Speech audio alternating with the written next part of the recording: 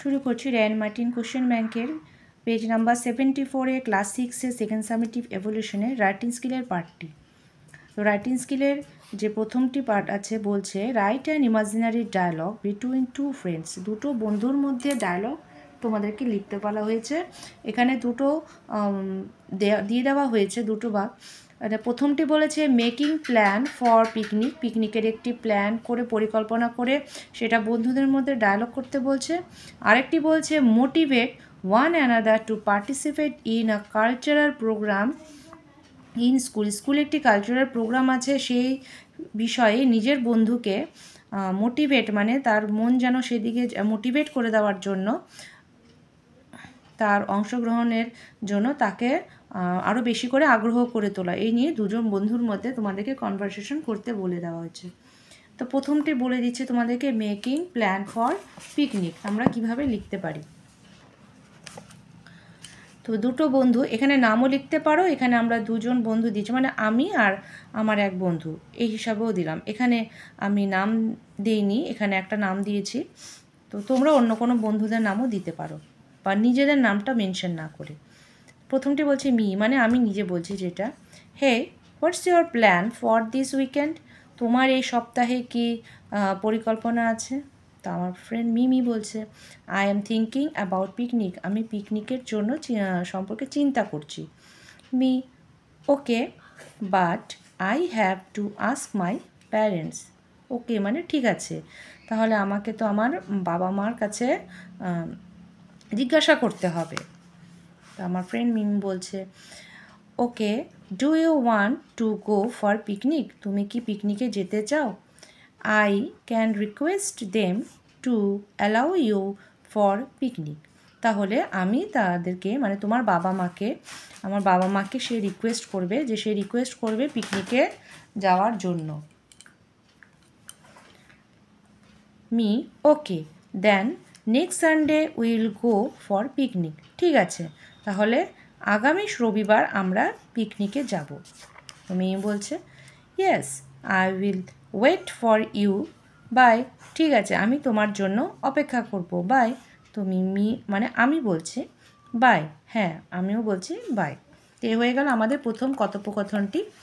এবং দ্বিতীয়টি বলছে, দ্বিতীয় কথোপকথনটি বলছে এখানে যেটা মোটিভেট করার উপরে, স্কুলে পার্টিসিপেট করার উপরে, তো বন্ধুকে মোটিভেট করতে হবে সেই বিষয়ে আমরা যে কীভাবে লিখব। এখানে দিয়েছি আমি me, hello Sonu I am very happy to know that you are going to take part in the dance competition. Me মানে আমি বলছি হ্যালো সোনু, সোনু হাই, আমি খুব খুশি হয়েছি যে তুমি স্কুলের ডান্স কম্পিটিশনে অংশগ্রহণ করছো। Sonu thank you so much and congratulations in advance. Sonu বলছে ধন্যবাদ এবং সে আগাম শুভেচ্ছা জানানোর জন্য আরও ধন্যবাদ। মি মানে আমি বলছি you must focus in your dance, তুমি তোমার নাচের দিকে মন দাও। Sonu yes I practise my dance in 2 time, হ্যাঁ আমি আমার নাচ 2 বার প্র্যাকটিস করি। Me you have to win this competition because you are a good dancer, তোমাকে এই প্রতিযোগিতা জিততে হবে কারণ তুমি একজন ভালো নৃত্যশিল্পী। সোনু বলছে you are my best friend, your every words motivate me, তুমি আমার খুব ভালো একজন বন্ধু এবং তোমার প্রতিটি শব্দ আমাকে মোটিভেট করে। Me best of luck dear, আমি বলছি বেস্ট অফ লাক বন্ধু। তো হয়ে গেল আমাদের ডায়লগটি শেষ হয়ে গেল। এর পরের কোশ্চেনটি মধ্যে আমরা আসছি। এরপরে 8 নম্বরে বলছে right a paragraph on any one of the following. নিচে তোমাদের যে কোনো একটি প্যারাগ্রাফ লিখতে বলা হয়েছে। তা আমরা এখানে রেইনি সিজন সম্পর্কে প্রথমটি বলছি। তো রেইনি সিজনটা আমরা কিভাবে লিখতে পারি একটি বইয়ের থেকে দেখিয়ে দিচ্ছি, এটা লিখলাম না আর। The rainy season comes after summer, গরমের পরে আসে বর্ষাকাল। In summer everything becomes dry and arid, গরমে কী হয় সব কিছু শুকিয়ে যায় এবং খড়খড় হয়ে যায়। নেচার লসেস আর ভাইগার, প্রকৃতি তার নিজস্বতাও হারিয়ে ফেলে। রেইন মেক্স এভরিথিং ফ্রেশ, বৃষ্টি এসে সব কিছু আবার নতুন করে সতেজ করে তোলে। দ্য স্কাই রিমেন্স ক্লাউডি, এই সময় আকাশ মেঘাচ্ছন্ন থাকে। মোস্ট অফ দ্য টাইম, সব সময়। The sun comes out after the gap of a few days, সূর্য প্রায় কয়েকদিন বাদেই দেখা যায়। দ্য রোড বিকাম মাডি, রাস্তাঘাট একেবারে কাদায় ভরা থাকে। The rivers ponds ditches are full of water, নদী নালা সব কিছুই, পুকুর সব কিছুকেই জলে ভরা থাকে। Monsoon is the time for many flowers like kadamba, tagar etcetera. এই সময় মনসুন বা বর্ষাকালে যে সমস্ত ফুল ফোটে সেই সময় কদম ফুল, টগর ফুল ইত্যাদি এগুলো ফুল ফোটে। মেনি ফ্রুটস লাইক গুয়াভা, যে সমস্ত ফল হয় যেগুলো হলো গুয়াভা মানে পেয়ারা, palm grow in this time, এই সময় দেখা দেয়। The great festival Rathyatra takes place in this time, এই সময় সবথেকে বড় একটি উৎসব হয় রথযাত্রা।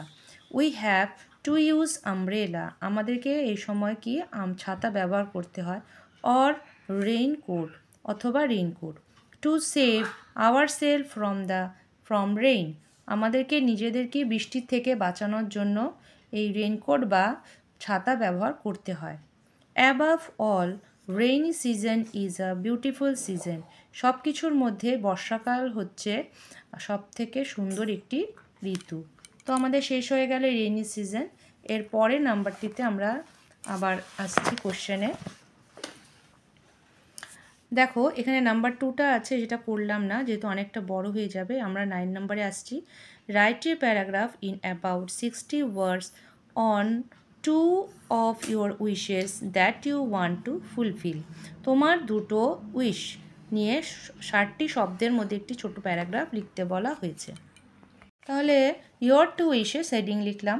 এখানে কী করবো? উইশেস কিপ আস অ্যালাইভ, আশা আমাদেরকে কি বাঁচিয়ে রাখে। No one can live without wish, কেউ আশা ছাড়া থাকতে পারে না। আই হ্যাভ টু উইশেস, আমার দুটো ইচ্ছা বা আশা আছে। That I want to fulfil, যেটা আমি পূরণ করতে চাই। My first wish is to keep my parents happy and proud, আমার প্রথম ইচ্ছা হলো আমি আমার বাবা মাকে খুশি এবং গর্বিত রাখতে চাই। My parents always help me in study, আমার বাবা মা সবসময় আমাকে পড়াশোনাতে সাহায্য করে। অ্যান্ড কমপ্লিট মাই ড্রিম, এবং আমার সমস্ত স্বপ্নকে পূর্ণ করে। So now it's time to return gift for my parents, সেজন্য এটাই হলো প্রথম এটা হচ্ছে সময় হলো আমাদেরকে বা আমাকে আমার বাবা মার কাছে সে আবার নতুন একটি গিফট রিটার্ন দিয়ে দেওয়া।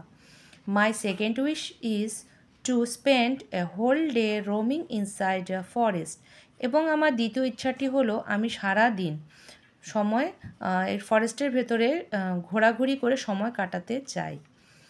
I want to fulfil all this wishes, আমি এই সমস্ত ইচ্ছা পূরণ করতে চাই। But rest is the wish of god, এখন শুধু ভগবানের যদি ভগবানের ইচ্ছা থাকে তাহলে আমি আমার এই সমস্ত ইচ্ছা পূরণ করতে চাই। তো হয়ে গেল আমাদের টু উইশেস সম্পর্কে প্যারাগ্রাফ লেখা। ভালো লাগলে অবশ্যই লাইক করো, আর নিজেদের মধ্যে শেয়ার করতে একেবারেই ভুলো না।